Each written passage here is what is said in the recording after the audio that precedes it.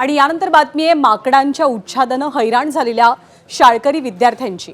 नवापूरमध्ये 2 शाळा आहेत, एक गुजराती माध्यमाची शाळा आहे आणि एक मराठी माध्यमाची शाळा। माकडं अशी या शाळेमध्ये येतात, विद्यार्थ्यांना चावा घेतात, विद्यार्थ्यांची दप्तरं उचलून पळून जातात, विद्यार्थ्यांचे डबे घेऊन पळून जातात। त्यामुळे शिक्षक असोत, विद्यार्थी असोत, इथे येणारे मुलांचे पालक असोत, सगळ्यांनाच या माकडांच्या उच्छादाचा प्रचंड ताप सहन करावा लागतोय। या संदर्भात वन विभागाकडे वेळोवेळी तक्रार झाली, पण वन खात्याने तात्पुरतीच उपाययोजना केली आहे। ठोस कारवाईच्या मागणीसाठी वन खात्याच्या कार्यालयात अधिकारीच नाहीये असा दावा शिक्षक आणि पालकांचा आहे। त्यामुळे तहसीलदारांना निवेदन देऊन माकडांचा बंदोबस्त करावा अशी मागणी शिक्षक आणि पालकांची आहे। एबीपी माझा, उघडा डोळे बघा नीट।